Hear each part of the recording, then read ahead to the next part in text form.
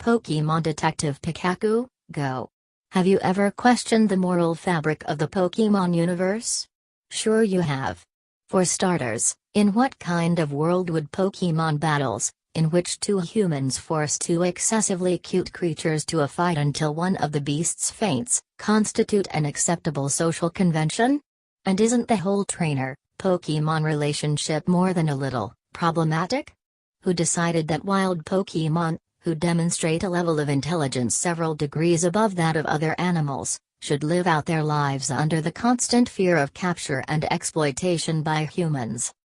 Your enjoyment of Pokémon Detective Pikachu will likely depend on your degree of investment in these sorts of existential questions. The strength of the film lies in the way it playfully undermines the Pokeverse, poking holes in a thing that, when reduced to its essentials, seems just real silly. Much like last year's Spider-Man, Into the Spider-Verse, Pokémon Detective Pikachu looks itself in the mirror and remarks on what it sees there.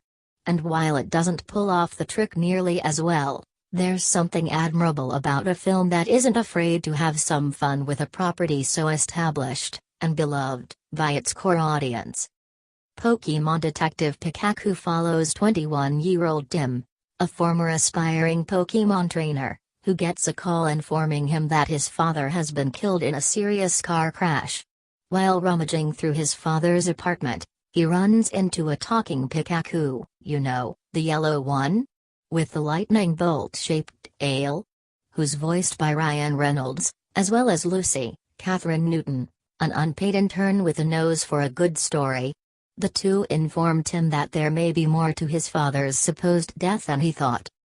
This fact comes as much of a shock to Tim as the very fact that a Pikachu is speaking to him, something that doesn't normally occur between humans and their Pokémon friends, according to the well-established rules of the Pokeverse.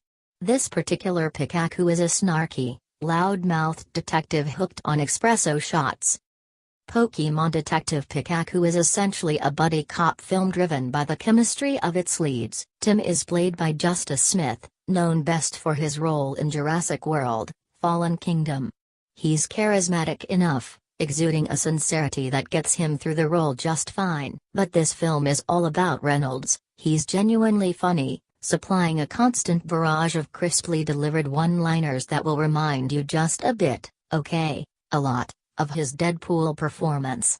Whenever the film's plot gets too Byzantine for its own good in the back third, it falls back on Reynolds' spark to jolt itself back on track. The search for Tim's father begins in Rhyme City, a sprawling metropolis that promises to undo the existing imbalance of power between humans and Pokémon. It's in the conjuring of this city, its inhabitants, and its rules that the absurdist world of Pokémon Detective Pikachu comes to most vivid life. Here, Pokémon aren't captive to humans, they live alongside them, with fully lived lives and careers. Tim and Pikachu duck into alleyways soaked in noir shadows. A neon glow emanates from the city's Blade Runner-esque street signs. Pokémon battles, outlawed by the city, take place in illicit underground fighting rings. Some of the Pokémon inhabiting the city are grotesque, painted with a realism that is intentionally jarring. When the trailer for Pokémon Detective Pikachu first dropped, the internet recoiled in terror over a scene where one Pokémon reveals its gnarled, oversized tongue. At another point in the film, Pikachu quips about how it's a bit creepy that one particular Pokémon wears the skull of its dead relative, something fans have always found a particularly disturbing bit of actual Pokémon canon. None of this clever navel-gazing matters, of course, if the movie around it doesn't hang together. It does manage to do so, if only by the skin of its teeth. For all the fun it's having with Pokémon lore, the film's a ruthlessly conventional affair outside of a few late surprises.